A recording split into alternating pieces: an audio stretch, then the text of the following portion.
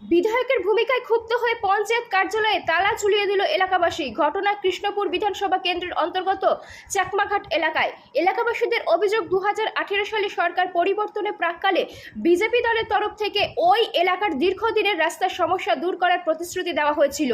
তবে বিজেপি সরকার গঠনের পর প্রথম 5 বছর কৃষ্ণপুর বিধানসভা এলাকার বিধায়ক ছিলেন অতুল দেববর্মা। এই 5 বছর চাকমাঘাট পঞ্চায়েতের অন্তর্গত 6 নম্বর এবং 7 নম্বর ওয়ার্ড এলাকার বেহাল সড়কটি সংস্কারের কোনো উদ্যোগ গ্রহণ করেনি।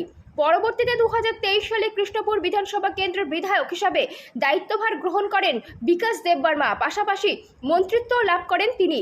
2023 সালে বিধানসভা নির্বাচনের পূর্বে মন্ত্রী বিকাশ দেববর্মার প্রতিশ্রুতি দিয়েছিলেন ওনাকে বিধায়ক হিসেবে নির্বাচিত করলে এলাকার এই রাস্তা সমস্যার সমাধান করবেন তিনি। কিন্তু বিধায়ক হিসেবে দায়িত্বভার গ্রহণের পর 1 বছরের ওপর অতিক্রান্ত হয়ে গেলেও এই রাস্তা সংস্কারে কোনো উদ্যোগ গ্রহণ করেনি এলাকার বিধায়ক তথা মন্ত্রী বিকাশ দেববর্মা। এই বিষয়ে পঞ্চায়েতকে জানিয়েও সমস্যার সমাধান খুঁজে পাননি এলাকাবাসী। অবশেষে বাধ্য হয়ে মঙ্গলবার এলাকাবাসীরা চাকমাঘাট পঞ্চায়েত কার্যালয়ে তালা ঝুলিয়ে দেয়। দীর্ঘদিন যাবৎ আমরা দাবি যে আমরা চাকমাঘাট পঞ্চায়েতের অন্তর্গত 7 নম্বর ওয়ার্ডের একটা রাস্তা আছে 6 আর 7 মিলে, যেটা এই এদিকে হারদার করা হয়ে সেরা সিআরপি ক্যাম্পের পেছনে যে রাস্তাটা বাইরেছে, এই রাস্তাটা দীর্ঘদিন যাবৎ ধরে সেটা খুব খারাপ অবস্থা। তখন আমরা তার কাছে দাবি জানাইছিলাম যে 2018-তে কইছে আমার কাছে কইছে যে তারা যদি বিজেপি সরকার গঠন হয় সর্বপ্রথম আমরা রাস্তাটা তারা বানাই দিবে।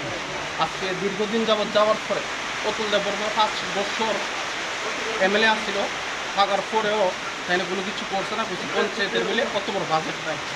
তখন বিকাশ দেববর্মা দেশে যখন বিকাশ দেববর্মারে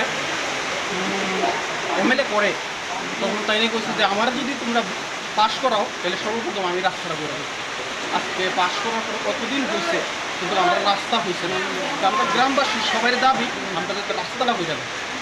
এই ব্যাপারে পঞ্চায়েতকে জানাইছেন? আমরা জানাইছি, পঞ্চায়েতের জানাইছি, জানানোর পরে তারা কোনো উদ্যোগ নিচ্ছে না। মানে আপনারা কি চান?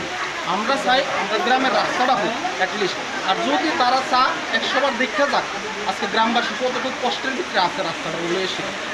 এমনি মন্ত্রীর সঙ্গে কথা হয়েছে? আমরা এমনি মন্ত্রীর সঙ্গে কথা হয়েছে না, কিন্তু আমরা মন্ডলে জানানো হয়েছে বিষয়টা।